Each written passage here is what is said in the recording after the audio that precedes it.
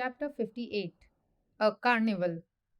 Beside themselves with joy at the sight of Hanuman, the Vanaras assembled on the Mahindra peak, and the veteran Jambavan, welcoming the son of Vayu with great affection, spoke on behalf of all. We are eager to hear a full account of your journey and its triumphant conclusion. More particularly, we are anxious to know how you discovered Sita. How is she now? What is the state of her mind and body? And dear son of Anjana, tell us about Ravana's state and behavior. After knowing everything, we shall be in a position to consider and decide what needs to be done next. Hanuman tendered mental salutations to Sita and began his story. You know how I sprang into the sky from this peak?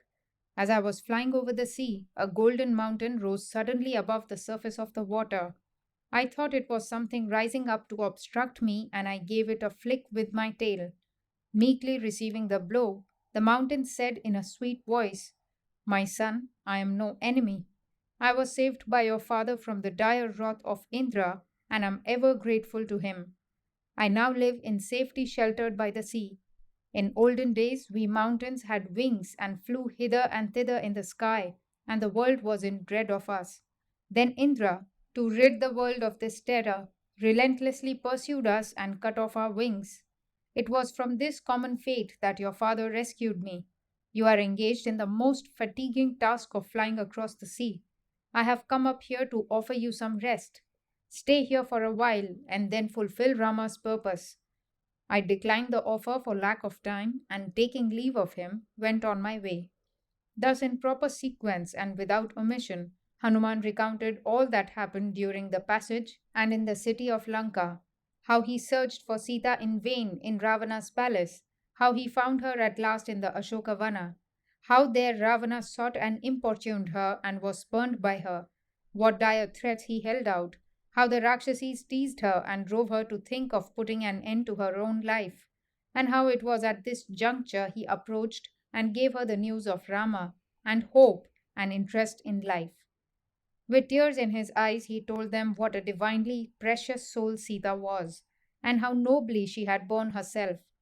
Then he narrated how he destroyed the park and killed the Rakshasa warriors, how he was finally bound by Indrajit and produced before Ravana.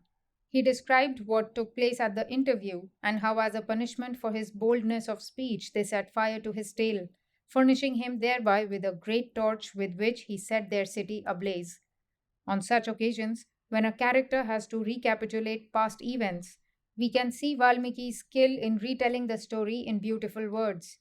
This is a source of special pleasure to those who read the Ramayana as a religious exercise.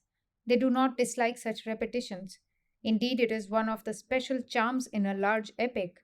But I have abridged the recital to suit the general reader who has no time or taste for an oft repeated tale, however edifying.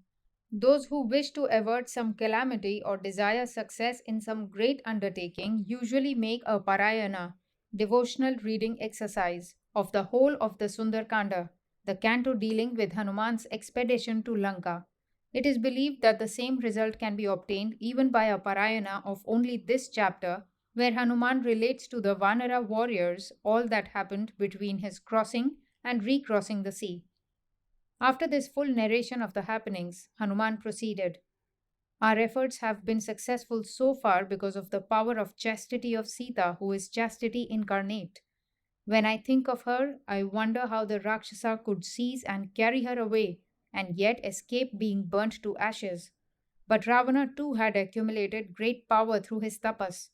Even so, Sita could have reduced him to ashes if she had chosen, but she patiently endured all this because she wanted the punishment to proceed from her lord. And now, what is your advice? Shall we go straight to Lanka, destroy Ravana and the Rakshasa hordes, recover Sita, and restore her to Rama? It is not as if we have not the strength to do this. Single handed, I can destroy them and leave not a trace behind. And Jambavan too, all by himself, can utterly destroy the Rakshasas. And so can our Prince Angada, and so can Panasa or Nila, so can Mainda and Dvivida, the sons of Ashwini.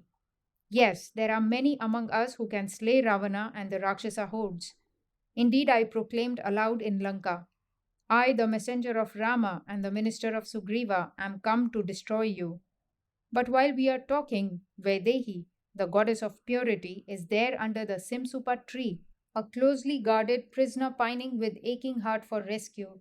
In her hour of despair, I showed myself to her and comforted her with the assurance of her Lord's speedy arrival.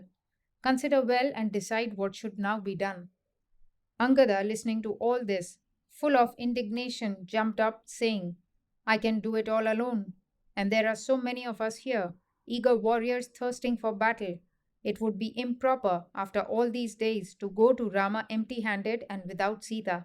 Let us go straight to Lanka, destroy Ravana and the Rakshasa army, and return to Kishkinda with Sita in our midst. Jambavan, old and wise, uttered a gentle protest. No, it is not right, dear prince, he said. We should report everything to Rama and Lakshmana and then do what they desire. Rama's purpose should be fulfilled in the manner that he desires. That alone is proper. All the Vanaras, including Hanuman and Angada, agreed that this was the right thing to do. They then rose into the sky and flew towards Kishkindha. They alighted near the protected park of the Vanara king. They made their way into it, drank honey, and ate fruit, regardless of the warnings of the guards.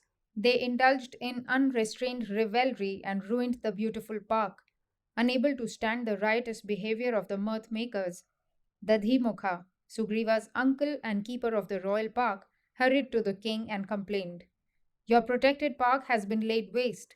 The Vanaras that went south have returned and, alighting in the garden, are behaving outrageously. They pay no heed to my words. On the contrary, they assaulted and insulted me, drank up and ruined all the honeycombs, and plucked and ate fruit as they liked, and are now lying senseless as a result of their revelry. The trees and plants are all in ruins. The king should forthwith inflict condign punishment on these undisciplined Vanaras. Sugriva understood the position at once. Lakshmana, it is clear that Hanuman, Jambavan, and Angada have succeeded in their search and are celebrating their triumph in this manner. Saying this, he returned to Dadhimukha and said to him, Send them all here at once. Dadhimukha now understood the real state of affairs and, hastening to the Vanaras, conveyed to them the king's command.